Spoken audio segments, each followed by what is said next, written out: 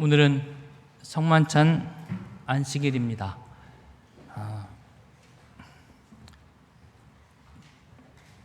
시대의 소망 37장을 보면서 성만찬 예식의 시대의 소망 37장을 읽으면서 어떤 말씀을 나눠야 될까?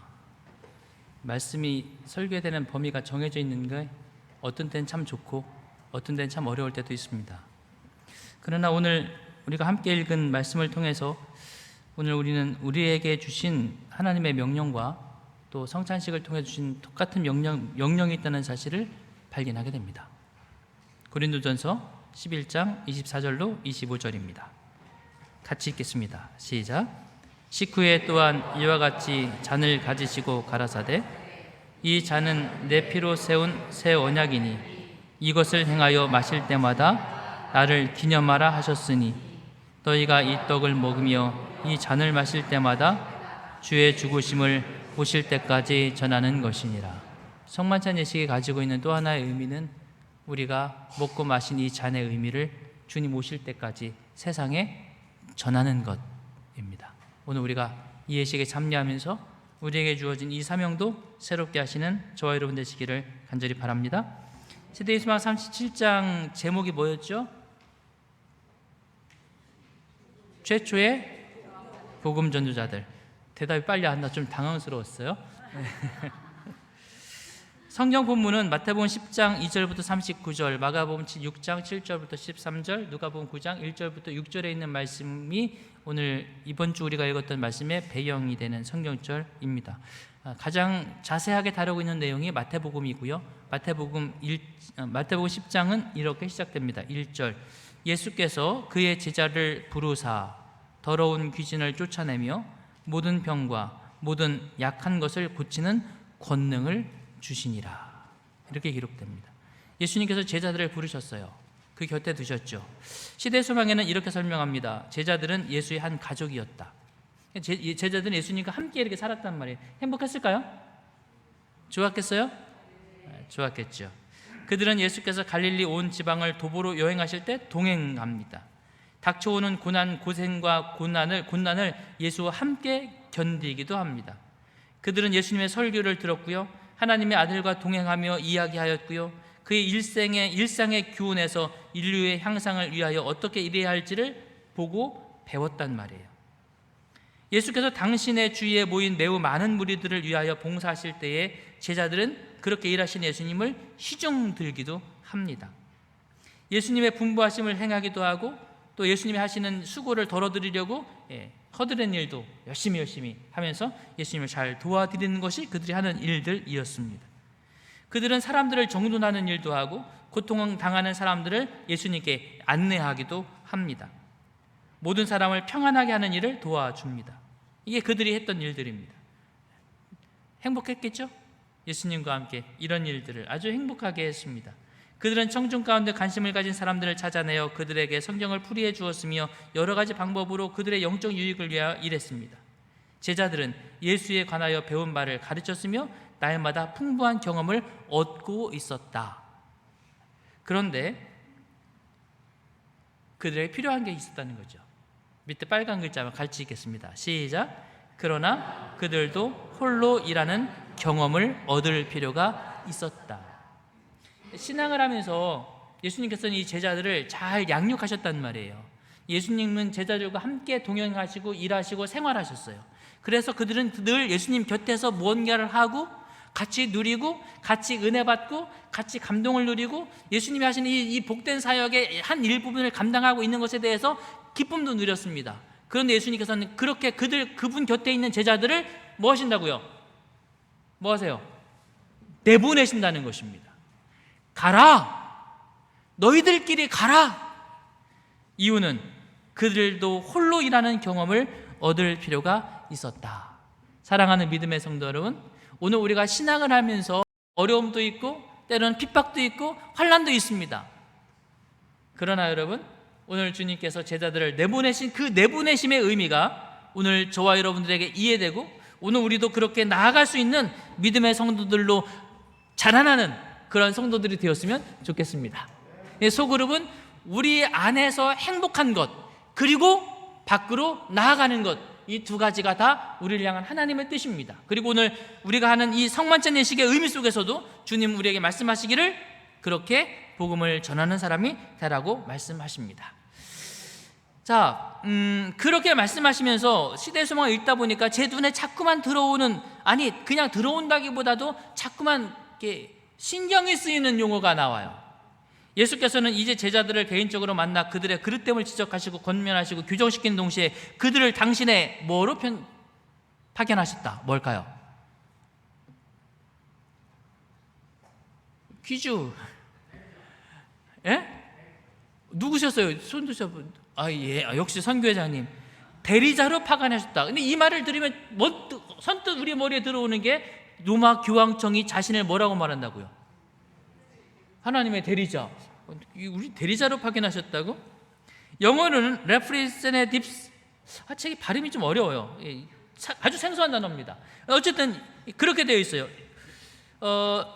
그 다음에 또 이렇게 되어 있습니다. 제자들은 그리스도의 내무, 이런 모든 사람들에게 나갈 것이었다. 뭐로서일까요?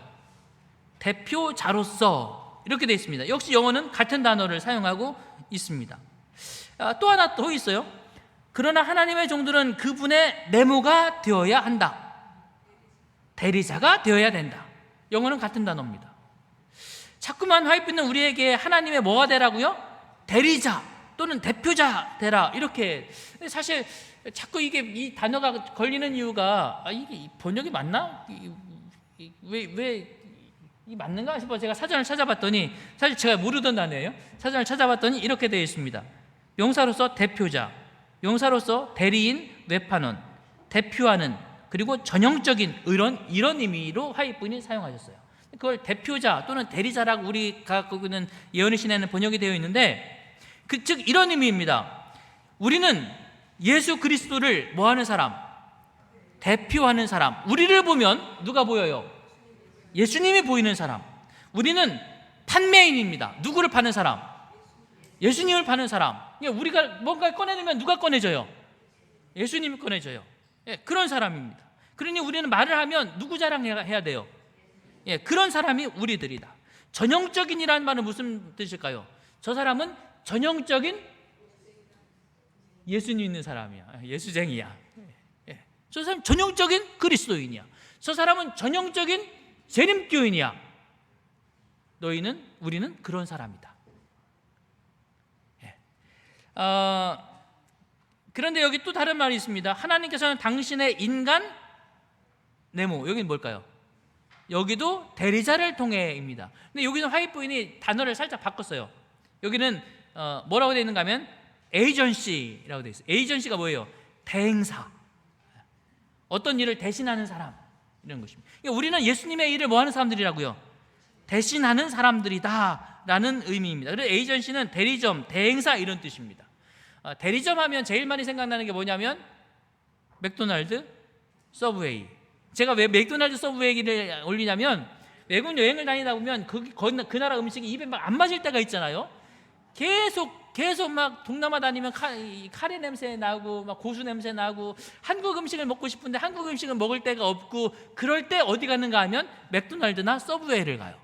한국에서 먹던 맛하고 거기서 먹는 맛하고 어때요? 비슷해요. 맥도날드는 인도 맥도날드나 우리 맥도날드나 비슷해요. 미국 맥도날드나 우리 맥도날드나 비슷해요. 조금 짜기는 좀 더 짜긴 했던 것 같아요. 그래도 기본 레시피가 같아요. 왜 그래요? 대리점, 에이전시. 오늘 우리는 딱 찍어 먹어보면 누구 맛이 나요? 예수님 맛이 나야 돼요. 우리는 예수님을 드러내는 대리인, 대리자, 대리점, 영업자들이다. 그렇습니다. 사랑하는 믿음의 성도 여러분, 오늘 화이트부인은 우리들이 누구인지를 이야기해주고 있습니다. 그러므로 시대의 소망 350쪽 이렇게 기록되어 있습니다. 다 같이 읽어볼까요? 시작.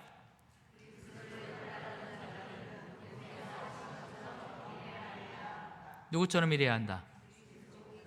그리스도께서 하신 것처럼 일해야 된다. 여러분, 오늘 우리가 예수님처럼 일하는 그리스도인 되시기를 간절히 바랍니다. 우리는 누구니까요? 예수님의 대리인, 대표자, 영업사원, 에이전시 드리기 때문에 그렇습니다.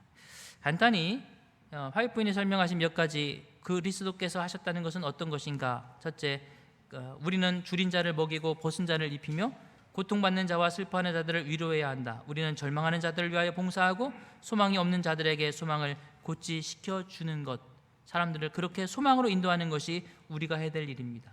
예수님께서 하신 것처럼 이기심 없이 사람들을 위하여 봉사하는 것, 그것이 우리가 해야 될 일입니다. 예수께서 보라 내가 너희를 보냄이 양을 이리 가운데 보낸 것 같도다. 그러므로 너희는 뱀같이 지혜롭고 비둘기같이 순결하라고 말씀하셨다. 이 말씀의 의미가 뭐냐면 그리스도께서는 진리의 말씀은 하나도 감추지 않으셨지만 항상 그것을 사랑으로 말씀하셨다. 우리는 사랑으로 주님 일해야 주님처럼 일하는 것입니다. 파란 글씨만 같이 읽겠습니다. 시작. 영혼 하나하나가 그분의 눈에는 귀중하게 보였다. 그분께서는 항상 하늘의 위엄을 지니는 동시에 가장 친절한 관심을 가지고 하나님의 가족의 각 사람을 굽어보셨다. 이게 예수님처럼 일하는 방법입니다. 우리가 식별해낼 수 없는 통로를 통하여 그분께서는 당신의 지배 아래에 있는 온 우주의 각 지역과 적극적인 교통을 하고 계셨다. 그러나 그분의 관심과 온 하늘의 관심이 집중된 대상은 그분께서 당신의 독생자를 주셔서 구원하게 하신 영혼들과 이 작은 세상이었다. 이게 예수님이 일하시는 방법입니다. 우리는 그렇게 사람들에게 관심을 가지고 그들을 위하여 일하고 그들을 사랑하고 그들을 이해하고 그들을 용납하는 예수님의 방법이 오늘 그분의 대표자요 대리자요 영업사원인 오늘 저와 여러분들의 일이라는 사실을 오늘 우리가 한 주일 동안 37장을 통해서 확인했습니다. 사랑하는 믿음의 성도 여러분, 오늘 이제 다시 성만찬 예식을 통해서 우리는 그렇게 주님의 방법으로 주님의 사랑을 증거하는 하나님의 백성 되시기를 간절히 바랍니다. 미국 역사상 가장 유명한 외판원이 있습니다. 바로 화면에 보이는 빌 포터라는 사람입니다. 이 사람은 장애를 가지고 있습니다. 그래서 한쪽 다리를 절고 한쪽 발은 뒤틀려 있으며 마른 어눌해서 사람들이 그 발음을 알아들을 수 없습니다. 장애인으로서 국가 보조를 받고 살아가야죠. 그러나 어머니가 말합니다. 아니야, 너는 내 삶을 스스로 개척해. 그래서 영업사원이 되기로 하고 여러 회사를 찾아다닙니다. 다 거절하죠. 그러다가 웰킨스라는 회사에 들어갑니다. 그리고 그가 그렇게 말하죠. 아무도 가지 않는 제일 어려운 곳으로 저를 보내주세요. 어차피 아무도 안 가는 곳이니 제가 가도 손해보지 않지 않습니까? 그래서 그는 LA의 한 마을로 한쪽으로 가게 됩니다. 그리고 그곳에서 물건을 팔러 가는데 이렇게 말하죠. 사장님, 이 화장품으로 말씀드릴 것 같으면 살까요, 안 살까요? 문 앞에서 거절당합니다. 마음 착한 어떤 이들은 물건을 살 생각을 하지 않고 오히려 그에게 돈 몇 푼을 쥐어주면서 동정을 나타냅니다. 그러나 그는 그것을 거절하고 자신이 외판원임을 이야기합니다. 어머니가 사준 도시락을 먹습니다. 도시락에 어머니가 이렇게 써놨어요. 인내, 끈기, 인내와 끈기로 너의 길을 계속하라. 결국 그는 집집마다 문을 두드립니다. 매일 15km씩 걸으면서 자신이 팔려고 하는 웰킨스의 이 화장품을 팔기 위해서 집집을 두드립니다. 성공했을까요? 매일 빠짐없이 문을 두드리는 빌의 성실함을 알아보는 고객이 늘어갔습니다. 그리고 결국 그는 와킨스사의 판매왕이 됩니다. 그리고 지금까지도 와킨스사에서 그보다 더 많이 물건을 판 사람이 아직까지도 존재하지 않습니다. 인내하고 또 인내하고 끝까지 인내하라. 사랑하는 믿음의 성도 여러분, 오늘 우리는 주님의 말씀을 판매하는 외판원들입니다. 오늘 우리가 먹고 마시면서 우리 몸에 들어온 예수님의 그 사랑을 기억하고 우리가 그 사랑을 땅끝까지 전하는 하나님의 백성들 되시기를 바라면서 말씀을 마치겠습니다. 이제 성만찬 예식을 위해서 자리를 정돈하겠습니다.